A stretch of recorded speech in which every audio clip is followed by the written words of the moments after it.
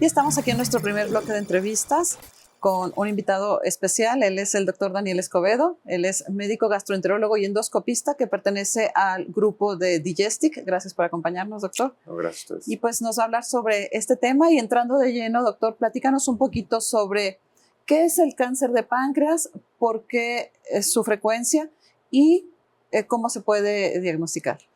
Bien, bueno, muchas gracias por la invitación. La verdad creo que es un tema que a veces nos da un poco de temor acercarnos a él. Sabemos pues que puede llegar a tener un pronóstico no muy favorable, pero creo que estos espacios dan la oportunidad de extender la información al público, ¿no? Entonces, el cáncer de páncreas, la verdad, lo afortunado del cáncer de páncreas es que no es tan frecuente. Si lo comparamos con otros tumores malignos gastrointestinales, como sería colon, estómago, esófago, hígado, pues todavía no está en ese nivel. A nivel global probablemente está en el lugar 12, en el cáncer maligno. Sin embargo, la relevancia es su mortalidad, ¿no? Desafortunadamente, eso es lo desafortunado, es un tumor que consideramos muy letal. Eso significa que el número de pacientes que se diagnostican al año prácticamente son el mismo número de pacientes que fallecen en el año, ¿no? Entonces, a nivel mundial solamente lo superan pulmón, mama, y por eso la relevancia. Se estima que para 2030 incluso sea el segundo cáncer más letal a nivel mundial. Por lo tanto, es muy importante que sepamos de él, que sepamos cómo diagnosticarlo y que estemos conscientes de qué podemos hacer cuando presentemos algún síntoma que nos oriente hacia ese tumor. Y hablando de sintomatología, Sí. hablar de un síntoma cardinal primario, porque muchas de las veces el cáncer de páncreas se hace por diagnóstico diferencial de otros padecimientos, ¿no? Digo, Sí. hay pacientes que se presentan con cuadros de dolor, con cuadros de malestar, con pérdida de peso, ¿sí? Pero hablar de sintomatología primaria, ¿podemos decir que existe algún síntoma cardinal primario? No, desafortunadamente podríamos decir que no hay un síntoma específico de cáncer de páncreas y de ahí la dificultad de su diagnóstico y que muchos pacientes sean diagnosticados de manera tardía. Entonces, yo creo que el mensaje a dar es, número uno, si tienes más de 50, 60 años y tienes un dolor abdominal que no ha cesado en los últimos 2, 3 meses, que suele ser un dolor generalmente en la parte superior del abdomen, que consideramos como la boca del estómago, un dolor sordo, mal definido, que se suele ir hacia la espalda. Ese es un dato que podríamos considerar como algo alarmante si no han llegado a un diagnóstico previamente con otro tipo de estudio, ¿no? También, como bien mencionabas, la pérdida de peso, o sea, el perder un 10% de tu peso corporal sin haber ido a hacer gimnasio ni tener una dieta específica y en los últimos 6 meses tener una pérdida constante de peso es algo relevante. Y el cáncer de páncreas, frecuentemente, o lo más frecuente es que se localice en una parte que se llama cabeza del páncreas, ¿no? Esa zona del páncreas es la zona que está más cerca del intestino, es una zona por donde pasan las vías biliares, que es el flujo que lleva desde el hígado hacia el intestino. Entonces, cuando un tumor crece en esa zona, puede llegar a obstruir esa vía biliar y por lo tanto uno se puede poner con un tinte amarillo de la piel, ¿no? Que se conoce como ictericia. Entonces, si tenemos dolor, pérdida de peso e ictericia en una persona que tiene más de 50 años, sería algo relevante a considerar. Pero como bien mencionas, pues no tenemos algo tan temprano muchas veces, ¿no? Sus síntomas a veces se presentan ya algo avanzada la enfermedad.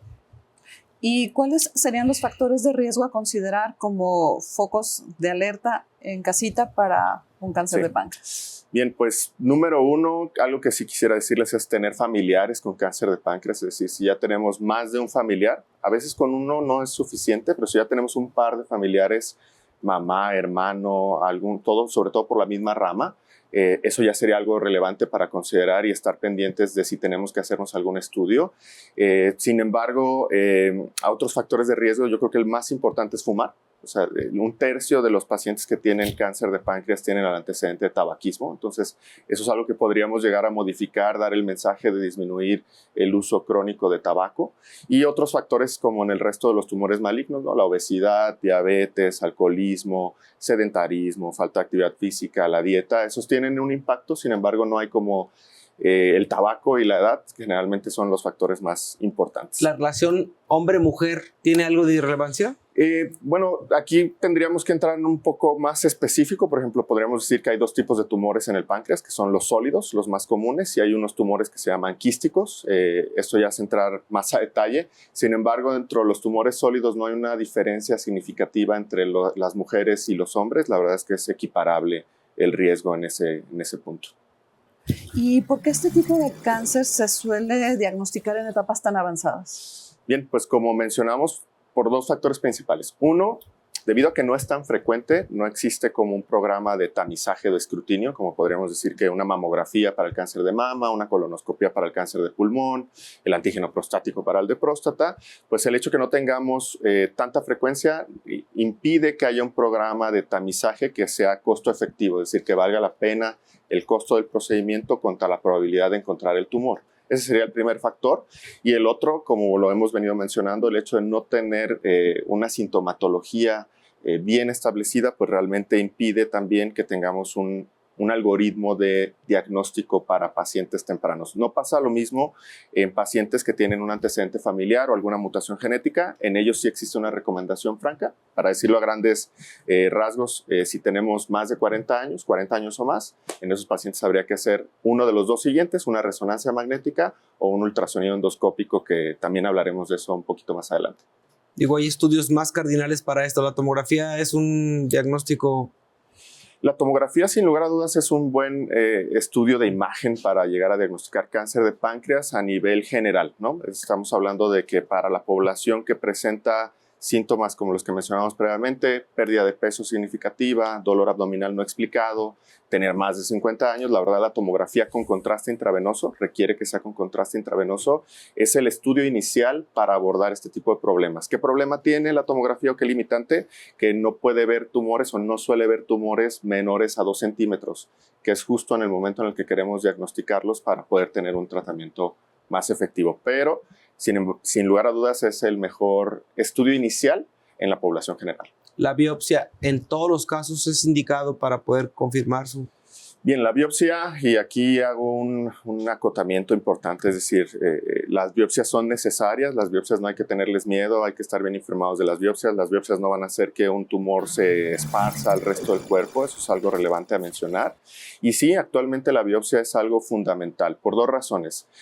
Sabemos que el tratamiento que viene con el cáncer de páncreas puede ser pesado para el paciente, puede ser complejo, entonces hay que tener bien identificado qué tipo de tumor es. Y el otro es que la medicina ha avanzado muchísimo y las moléculas con las que contamos para darle tratamiento a los pacientes se dirigen por el tipo de pruebas que se le puede hacer a esa biopsia. Entonces, la respuesta sería sí, la biopsia es necesaria prácticamente en todos los casos. Digo, porque el aspecto clínico de todo tumor, pero mayormente cierto tipo de lesiones tumorales, da la pauta, ¿no? Oye, el identificar de manera temprana con lo que hemos podido hacer, digo, en este programa nos ha tomado como experiencia el giro que tuvo la oncología en el ámbito clínico, la adyuvancia y la neadyuvancia, vino a darnos a nosotros un concepto donde antes lo quirúrgico se anteponía a lo quimioterapéutico y hoy por hoy la neadyuvancia y la adyuvancia han dado un avance clínico y obviamente la sensibilidad quimioterapéutica para los pacientes pues nos ha dado como en lo infectológico, ¿no? Sí. Saber elegir de manera específica un tratamiento oncológico te da la pauta de no dar un tratamiento a ciegas porque decía que el tumor no.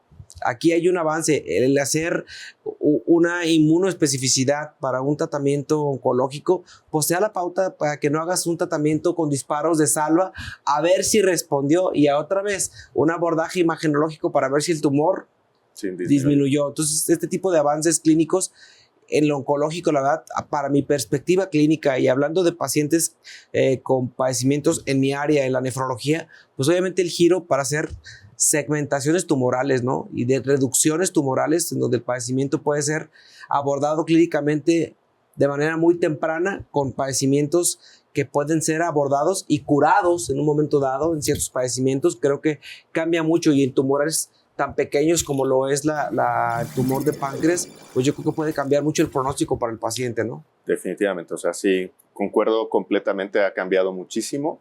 Este término que podríamos hacer como una analogía con los antibiogramas que actualmente podemos hacer, bueno, los oncólogos pueden hacer una determinación clara de qué tipo de sensibilidad tiene el tumor de cada paciente.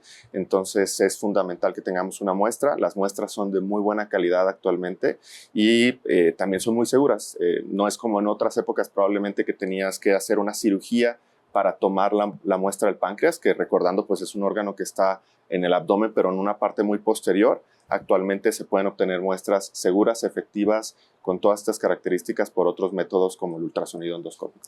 Y yo decía, fíjate, la oncosensibilidad, Sí. hoy se puede decir de manera muy clara. Sí existe un término de oncosensibilidad.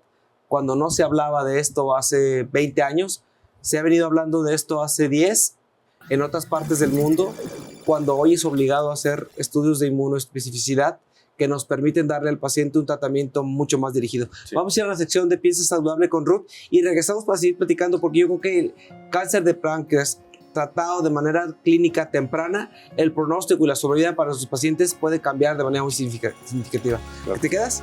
Nos quedamos. Continuamos. Continuamos.